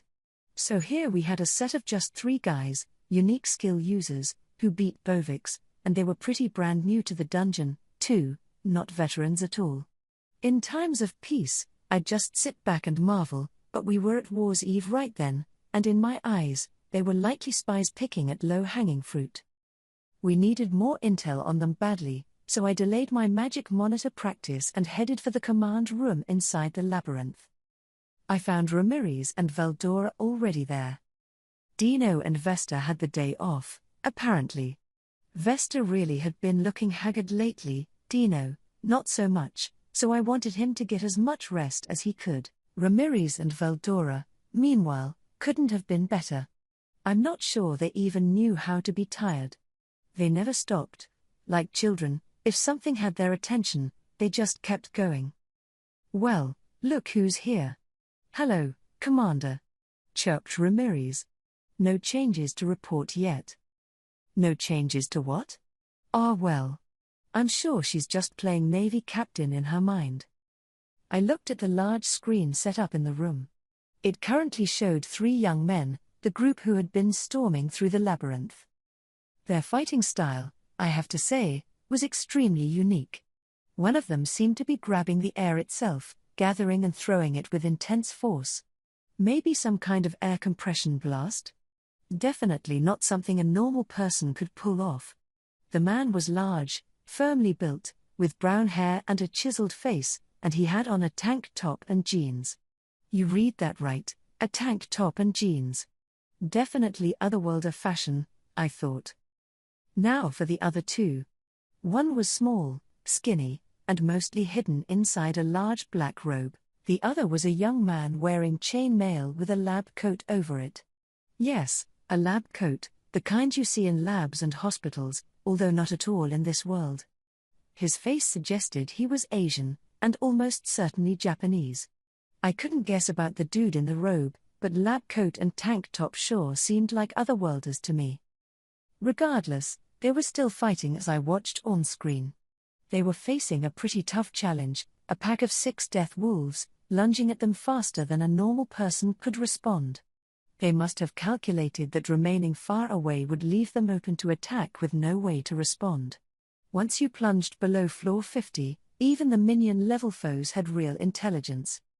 A death wolf, by the way, was a B+ monster, and that was for a single one of them. 6 at once was an extremely dangerous encounter, and being a ghost type, they were impervious to melee attacks outside of holy or magic weapons. Their bodies were made entirely of magicules, so even if you sent them flying, they'd just regenerate themselves and jump right back in. Unless you had a good way to handle them, you couldn't win, show any weakness for a moment, and you'd be torn apart. But don't mess with us, you stupid mutts. Hurrah! This was Tank Top the Air Thrower. Now he took out the ominous-looking battle axe on his back and started swinging. A single swipe took out 3 at once, their bodies fading into particles of light. Whoa, that axe. I remember that ominous-looking thing. It's the Minos Bardiche, isn't it? Once you got into the realm of uniques, magical force came with the package as a given. That made this a type of magic weapon, easily capable of damaging ghost types. The magic alone could hurt monsters all by itself. We also worked hard on the materials for that Bardiche. If I recall, we made them out of mithril, a special mix of magisteel and silver. That instilled the holy attribute, geared for mowing through undead and ghost enemies. Man, the Minos Bardiche can take out those death wolves in one hit, I muttered. Yes, I believe Bovix drops that, Veldora replied with a nod, and look at how used to that weapon he is, so soon after picking it up. He's got a good head for battle. As I watched the trio fight, I listened to Veldora and Ramirez recap this party's progress for me. Would have been nice to have had some fries to snack on as I did. From how they put it, Tank Top had been defeating most of the monsters so far, and looking at him, I could believe it. He was strong. What about the traps, though? The guy in the black robe had a knack for quickly finding them, tipping off his 2 companions. Our trickier, more ingenious traps began popping up on floor 51, but as I looked on, Black Robe accurately marked out the positions of each trap they encountered. It must have been his unique skill. He was the ideal man to bring with you on a dungeon run. Finally, Lab Coat had only taken action once, really, according to my partners, during the battle against Bovix. Veldora's description of events was too cryptic to understand, so I asked Raphael to read out the labyrinth's past memories for me. When it brought them up, well, yeah, it was strange. All he really did was take a syringe out from a pocket, inject both of his partners, and then Bovix visibly slowed to a crawl. Was this some kind of status ailment? Understood. According to an analysis, the attack sustained by the subject Bovix involved a nerve poison. The room was filled with poison gas, preventing the movement of those not resistant to it. It is no longer in effect. Oh, poison gas? And it looked like they could customize this gas for maximum lethality on the target, too. Heavily slowed, Bovix was easy pickings for Tank Top, but Lab Coat delivered the final blow, removing a silver scalpel from a shirt pocket and slicing through the jugular vein. Lab Coat was the leader, it seemed, playing a control tower role instead of getting involved in actual combat much. He was good at it, too, capable of fighting if he needed to, so Tank Top up front was pretty much free to go wherever he wanted. It was a really intelligent, well-balanced party. Suddenly, there was a knock on the door. It quietly opened up, revealing Shuna. She had brought along a file with information on these 3 people. Here's the immigration data we have on this trio. With a light bow, she handed me the piece of paper. Shinji, age 23, magician. Mark, age 26, warrior. Zen, age 17, huntmaster. It contained a brief list of their names and professions. Their profiles listed them as being from a small province of the Empire. When asked what brought them to Tempest, they said a merchant told them about the dungeon, and they came over to test their skill. Yeah, right. That was such a lie. Raphael, meanwhile, was giving me its own analysis. As Beretta said, each one of them had their own unique skill. The idea that these 3 just happened to come together at the same time and form a party sounded pretty far-fetched to me. That, and their listed professions piqued my interest. The term magician was reserved for advanced casters who learned at least 2 families of magic. In Shinji's case, this was spirit and elemental magic. Smart young man, for sure. A warrior, meanwhile, had to be a master of both weapons and martial arts, to be exact, 1 core martial art and at least 1 weapon. This could be a sword, a bow and arrow, or even throwing weapons like knives or stones. You were free to pick the one that suited you the most, but you then had to master the deepest levels of it. In Mark's case, he was a brawler with throwing weapon and pole arm proficiencies, a real multifaceted talent. Finally, a huntmaster was the moniker applied to those at the pinnacle of the hunting profession. It required a mastery of bow hunting, as well as formhide, one of the more difficult arts to learn. You also had to master the detect danger skill, and overall, it took a lot more than raw talent to become a huntmaster. In a hunting guild, they were revered as reliable partners. There just weren't many people with trap and monster discovery skills, both a vital part of any search mission. Huntmasters pretty much always came from hunting-oriented clans, and it was an extremely difficult job to get into otherwise, so here we had 3 people with 3 esoteric, high-level jobs forming a party. It was all but asking us to suspect them of something. These really looked like spies who took the bait. Indeed, but would spies so blatantly take center stage like this? Diablo, standing unnoticed in the background, picked up on my muttering. He had offered me assistance in magical development, eagerly awaiting my new ventures in monitoring magic, and me cancelling our next meeting about it really set him off. His eyes told me he was resenting the on-screen trio for it, but I think he was judging them correctly. Oh, I was wondering that, too. I thought it might be a diversionary tactic, but things are calm around town right now. It was certainly a very suspicious party, but all the information they gave seemed to be the honest truth. Would they be stupid enough to not cover their tracks at all? Or was this a clever feint, devised to make us start suspecting everything except for them? I'm sure you're overthinking this, Rimuru, said Veldora. Aren't you always telling me that honesty is the best policy? Well, it is. But we need to figure out how we handle these challenges, replied Ramirez. Glad you guys don't have a care in the world. I truly began to envy Veldora and Ramirez for that. But oh well. No matter who they were, we had to watch out for them. Shinji was the black-haired man in the lab coat. I'm just gonna assume he's using a fake name, and his real one is actually Shinji. Mark was the brown-haired tank top guy, and he did more than throw air around. Whether it was a monster corpse or a pebble on the ground, he could throw anything you could grab. I saw him throw a, still alive, monster at a pack of skeletal warriors, crushing 2 of them, and it almost made me spit out my tea. He probably wasn't lying about his warrior job.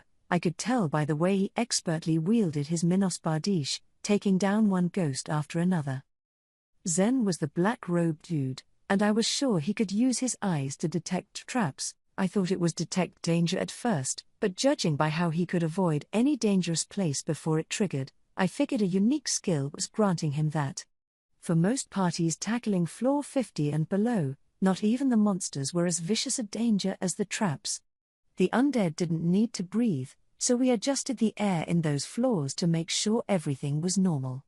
There were some oxygen-free chambers as well, ensuring a quick death even if you just stumbled in unawares. To this we added poisoned lakes, acid swamps, rooms with corrosive gas, and so on and so forth. They damage both you and your equipment, making for a truly atrocious gauntlet for challengers to gnash their teeth about. These were all ingenious traps that said a great deal about their creator's personality, and the whole concept of the floors past the 50th was to use them to keep people from advancing. But if someone could see through all of them, they were useless. What's more, Zen had an excellent sense of direction. He could easily find the shortest route through something, not letting rotating floors or anything else stop him. This whole labyrinth was meaningless to this trio. If anyone got hurt, Dr. Shinji could heal them. They could even disable poison, so I couldn't expect that to work too much. They may have only been a trio, but they couldn't have been better suited for deep dives. 3 days passed. Veldora, Ramirez, and I squealed with glee as we watched Shinji's party press on. No, we weren't watching for hints we could use for our own conquest. Really, we weren't. We were just watching them in awe, is all. Diablo was sitting in a corner of the room reading while Shion was learning some new baking skills from Shuna, who poured out more tea for us, black tea, with a pleasant apple flavor. By the way, Rimuru, Veldora began, you mentioned that they took the bait, but what did you mean by that? Huh? Oh, wait, you mean our conversation 3 days ago? Veldora's brain ran about as quickly as a dinosaur's sometimes, but then, that made sense for him. Don't worry about that. Oh, don't be a stick in the mud, tell me. He never usually cared about stuff like this, but today he just wouldn't get off my back. Whatever. Okay, well, to tell the truth. I decided to lay it on him. When I said they took the bait, that's exactly what I meant. We had added some evacuation training earlier because it had become possible for us to, as nutty as it seemed to me, sequester the entirety of the town inside the dungeon. Ramirez's intrinsic skill mazecraft really was amazing. I knew she could freely reorder and rearrange each floor, but it turned out she could treat the ground level above the dungeon as another floor for her purposes. Once the town was quarantined inside, it'd remain in there for 24 hours, but things like air and water supply weren't an issue. In fact, we could still see the sun, so I figured this quarantine wouldn't put much stress on our citizens at all. This took a gigantic amount of energy, of course, but so what? We got Veldora. So essentially, we were crafting our war plans based on the assumption that our town could be stowed away for safekeeping. This was something we tested out several times, and that was the bait meant to catch Imperial spies. All we left behind on the surface was the labyrinth's entrance gate, which had to look incredibly suspect. In my talks with Benimaru and the rest of my cabinet, we concluded that someone from the opposing side was bound to investigate. I see. Boy, my masters really powered me up, too, huh? Glad to see I'm pitching in a little, said Ramirez. Heh. So this is thanks to me, is it? Heh. Veldora looked at me, blatantly fishing for compliments. It drove me up the wall, but it really was thanks to him. Yeah, you've been a huge help to all of us, Veldora. Qua ha. Yes, I imagine I have been. So may I have some of that cake? No. I was looking forward to that slice. Please, take mine. Thank you, Diablo. Sorry about that. Not at all. If it will aid you, Sir Rimuru, this much is nothing. Such a big help, that one. Might as well indulge his graciousness this time. Savoring my slice of cake, I looked up at the screen. The party was about to take on the Guardian at the end of floor 60. Well, if we know they're spies, shouldn't we detain them? Nah. I wanna test them out, so I figured we could see how far in they make it. I hate paying out so much money to them, but it's generating a lot of buzz, so I can live with it. If worst came to worst, I could always arrest them and confiscate their winnings. I wanted to look incredibly generous for now, paying what I promised, and then wring whatever I could get from them in exchange. A fine plan, Rimuru. It's so dirty. You're a true genius, you know that? Veldora and Ramirez also had kind words for me, although I can't say they made me feel too happy. Shuna, meanwhile, just rolled her eyes at us. I have to say, though, this didn't turn out like I meant. I didn't expect him to score a Minos Bardiche on the first try, I said. That's a holy attribute weapon, and it just rips through ghosts and undead. We shouldn't have offered that guaranteed drop the first time around, Ramirez lamented. Floor 60 was guarded by a Dalman. I had him go by the moniker the Immortal King in the hopes that he'd drive away challengers like back in his White King days, but really, his strength lay mostly in commanding armies. He was weaker than Bovix or Equix solo, and I had a suspicion we'd be disappointed once more today. As a white, too, he was laughably weak against the holy and light elemental attributes. As long as Mark bandied that Minos Bardiche around, I really didn't like a Dalman's chances. I had given a Dalman as much advice as I could, but the traps were supposed to be the main performers in this group of floors. I never expected a blockbuster performance from the boss himself, and that was why I felt okay with giving challengers a weapon that struck at his weak point. Now I felt like I wasn't fair to a Dalman. Sad to say, I didn't see him stopping this trio. I'd like to think I'm just assuming the worst, but yeah, I hope he won't have a grudge against me for this, so I turned my expectations toward the Guardian of Floor 70 instead. Upon realizing there were intruders in his domain, a Dalman the Immortal King let a smile cross his fleshless lips. His teeth softly scraped together, making a light clattering sound. It might have been hard to tell, but this was a Dalman's take on a villainous grin. You seem to be in a good mood, Lord Adalman. This was Alberto speaking, a former paladin and a Dalman's closest associate, following in his footsteps even after his boss fell into a trap and died. After joining Rimuru's force, Alberto had been demoted all the way down to skeletal fighter, about as low-level a monster as you could be, but at least he wasn't rubbed out entirely. He normally wouldn't be able to speak at all, but he demonstrated perfect fluency. Why? Simple, the Alberto of right now was no longer a plain old skeleton. He wasn't even a Death Knight, several rungs up the ladder. No, he was a Death Paladin, far above either of those, and while he was a white and possessed no material body, he looked just the same as before death. True, he was rather pale, and there were blue will-o'-the-wisps floating around him, so it was clear he wasn't living and breathing, but regardless. Adalman, meanwhile, had no particular attachment to his flesh body, in fact, he rather liked being nothing but a skeleton. But Alberto didn't share his view, and given how his magical force far surpassed a regular Death Knight's, he had the ability to freely construct whatever body he wanted from magicules.